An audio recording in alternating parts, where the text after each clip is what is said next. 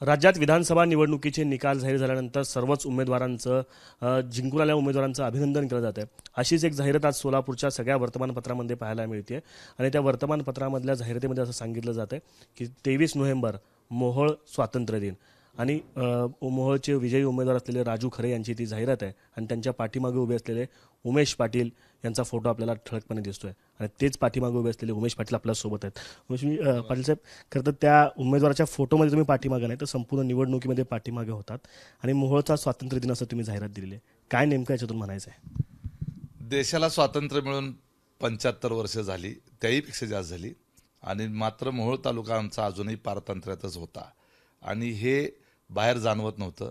ज्या पद्धतीनं रझाकाराची राजवट मराठवाड्यावर होती तशाच पद्धतीची राजन पाटील यांच्या घराण्याची राजवट या मोहोळ तालुक्यावर होती आणि प्रचंड जुलमाची, अत्याचाराची, अन्यायाची आणि दडपशाहीची, हुकुमशाहीची ती राजवट होती आणि इथल्या जनतेला त्या यातना दैनंदिन जीवनामध्ये दररोज भोगाव्या लागत होत्या आणि त्याच्या विरोधात आवाज उठवण्याचं धाडस कुणी करत नव्हतं आणि ते धाडस आम्ही सामूहिकरित्या केलं.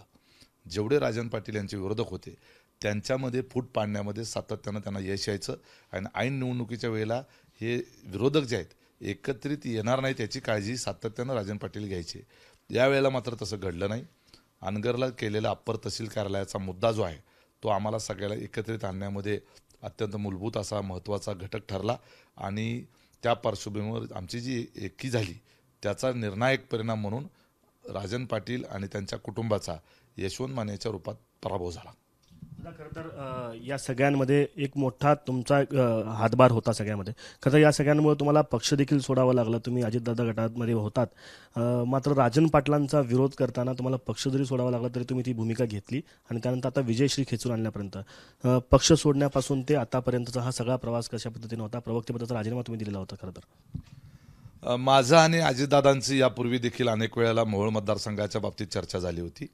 अजितदादांना मी सांगत होतो सातत्यानं की राजन पाटील यांच्या विरोधामध्ये प्रचंड जनतेचा रोष आहे, जनमत त्यांच्या विरोधात आहे, त्यामुळं त्यांचा प्रयत्न हा तुतारीमध्ये जाण्याचा आहे.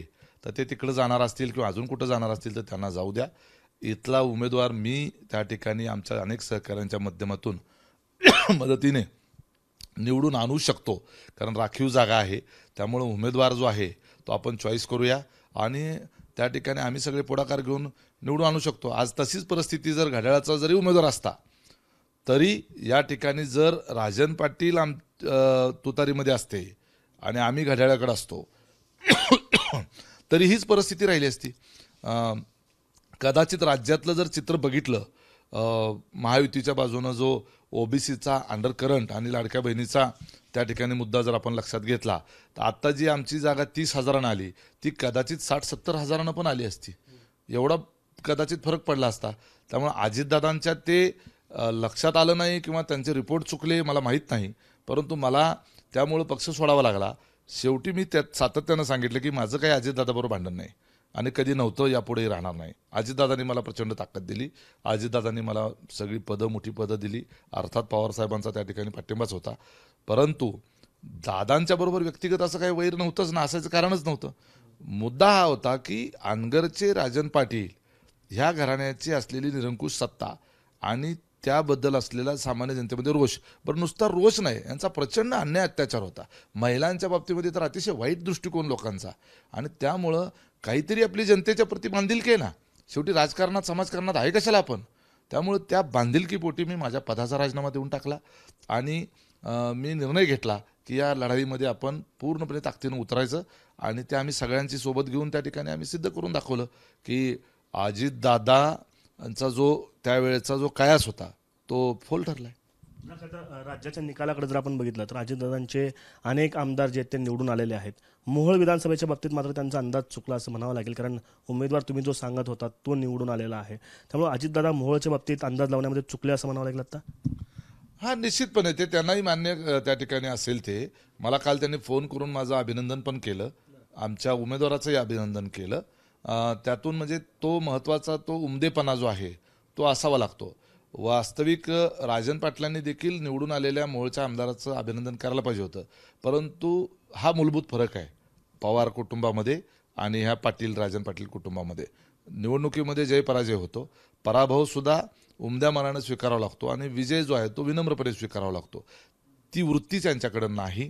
ते ॲक्सिडेंटल पॉलिटिशियन म्हणून त्या ठिकाणी वारस आल्यामुळे त्यांना ते राजकारणात आले. अर्थात ते या मोहोळ तालुक्याच्या करता योग्य राजकारणी नव्हते, हे मोहोळ तालुक्यातल्या जनतेनं सिद्ध केलं.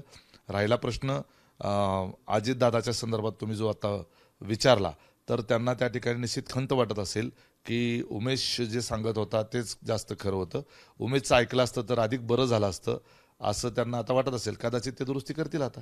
आता तुम्ही प्रवक्तेपदाचा राजीनामा दिलेला असला तरी अजून आपल्या पक्षाचा सदस्यत्वाचा राजीनामा दिला नाही असं देखील कळत आहे. कालपर्यंत तुम्ही अजितदादांसोबत होतात, आज शरद पवार गटाच्या उमेदवाराच्या सोबत होता तुम्ही निवडणुकीसाठी, साहेबांना देखील जाऊन भेटलेला होतात. तुमची वैयक्तिक पुढची भूमिका काय असणार आहे? तुम्ही कुठे दिसणार आहात येणाऱ्या पुढच्या काळामध्ये?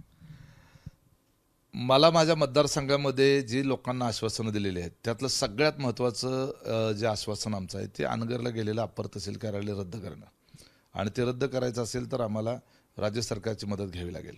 आणि ती मदत घेत असताना विशेष करून अजितदादाची मदत घ्यावी लागेल, कारण आम्ही पवार कुटुंबाच्या जवळची लोक आहोत. आम्हाला इतर पक्षाच्या नेत्यांची फारशी ओळखही नाही. त्यामुळं दादांनाच आम्हाला त्या ठिकाणी आग्रह धरावा लागेल की बाबा हे मोहोळ तालुक्यातल्या जनतेनं निकालातून सिद्ध केलं आहे. शेवटी उमेदवार आमचा निवडून आला आहे, याचा अर्थ असा आहे की जनतेचा कौल जो आहे तो त्या निर्णयाच्या विरोधात होता. त्यामुळं राजन पाटलाच्या आग्रहाखातर घेतलेला जो निर्णय आहे तो चुकीचा आहे, जनतेवर अन्यायकारक आहे. ते आम्ही दादांना पटवून देऊ, कन्व्हिन्स करू आणि हा निर्णय बदलून घेऊ. हे राजकीय युद्ध एका प्रकारे निवडणूक जिंकल्यानंतर तुम्ही पुन्हा एकदा परत जाण्याच्या विचारात आहात काही? हे पहा, असा काही विचार तर अजिबात नाही. ही गोष्ट खरी आहे की मी माझ्या पक्षातल्या मुख्य प्रवक्तेपदाचा राजीनामा दिला होता. पक्ष सदस्यत्वाचा राजीनामा त्या ठिकाणी दिला नव्हता, ही खरी गोष्ट आहे. परंतु त्या ठिकाणी मला पक्षाने पत्र पाठवून मला माझा राजीनामा स्वीकारला होता. आता माझ्या सदस्यत्वाचा राजीनामा स्वीकारला होता का नव्हता, मी दिलाच नव्हता, त्यामुळे तो स्वीकारायचा प्रश्न कदाचित आला नसेल. तर माझी त्या संदर्भानं कुठली चर्चा तर काही झालेली नाही. आज रोजी आम्ही पवारसाहेबांच्या सोबत त्यांच्या पक्षाचं चिन्ह घेऊन या ठिकाणी उमेदवार निवडून आणलेला आहे. आणि मला पहिल्यापासून कधीच पवार साहेबांच्या संदर्भात आणि अजितदादाच्या संदर्भात, एकूणच पवार कुटुंबियाच्या संदर्भामध्ये आम्ही हे कुटुंब कधी फुटू नये असंच आम्हाला वाटायचं. कुठल्याही कार्यकर्त्याला तसंच वाटतं. आजही दादांच्या सोबत असलेल्यांनाही तसं वाटतं आणि पवार साहेबांच्या सोबत असलेल्यांनाही तसंच वाटतं. हे एकत्र आलेलं कधीही चांगलं आहे. विनाकारण कार्यकर्त्यांमध्ये विभागणी होते, कुचमनाही होते. त्यामुळं निश्चितपणे अजितदादा हे फ्युचर आहे. अजितदादा जे आहेत त्या पद्धतीनं काम करतात, त्या पद्धतीनं त्यांची जी कामाची पद्धत आहे ती महाराष्ट्रातल्या लोकांना आवडते. त्यांनी काही निर्णय घेतलेले जरी काही चुकले असतील तरीसुद्धा अनेकांच्या चुका होतात. चुका पोटात घालून पुढं जाण्याला महत्त्व दिलं पाहिजे. एखाद्याचे गुण आणि अवगुण हे मनुष्यामध्ये असतातच. गुण जास्त असावेत, अवगुण कमी असावेत. तर मी असं म्हणेल की अजितदादांमध्ये गुण जास्त आहेत. दादा, खरं तर निवडणूक म्हटल्यानंतर एकमेकावरती टीका करणं आलं, तिखट शब्दामध्ये बोलणं आलं. निवडणूक आता संपलेली आहे, निकाल देखील लागलेला आहे, तुमच्या बाजूने निकाल लागलेला आहे. जनतेशी कशा पद्धतीनं आभार मानणार आणि विरोधकांवरती ज्यांच्यावरती तुम्ही टीका केली आहेत त्यांना आत्ता या निमित्तानं काय सांगणं असणार आहे? मी सर्वप्रथम आमच्या विरोधकांचाच आभार मानेल, कारण त्यांनी इतकं वाईट काम केलं नसतं तर आम्हाला लोकांनी स्वीकारलं नसतं. कारण आमच्याकडे कारखाना नाही, बँक नाही, पतसंस्था नाही, शिक्षण संस्था नाही, कुठली यंत्रणा नाही, सोसायट्या नाही, अशा पद्धतीची कुठली यंत्रणा नसताना, ग्रामपंचायती आमच्या नाही, केवळ फक्त सर्वसामान्य जनतेने आम्हाला त्या ठिकाणी पाठिंबा दिला. आणि विरोधकांनी त्यांचं कर्तव्य नीट केलं असतं तर कदाचित विरोधकांनी लोकांनी आम्हाला नाकारलं असतं. त्यांच्या वाईट कामांमुळे लोकांनी आम्हाला स्वीकारलेलं आहे. त्यामुळे आता आमची अधिक जबाबदारी वाढलेली आहे. आम्हाला अधिक चांगलं काम करून दाखवावं लागेल. त्यामुळं मी माझ्या मोहोळ मतदारसंघातल्या सर्व मतदारांचं मनापासून आभार मानतो. ज्यांनी आम्हाला मतं दिली त्यांचंही आभार मानतो, ज्यांनी आम्हाला मतं नाही दिली त्यांचंही आभार मानतो. मत कुणाला दिलं हे महत्त्वाचं नाही, तर मत दिलं हे महत्त्वाचं आहे. ज्यांनी आम्हाला मतं दिली नाहीत त्यांना आम्ही कन्व्हिन्स करण्यात कमी पडलो.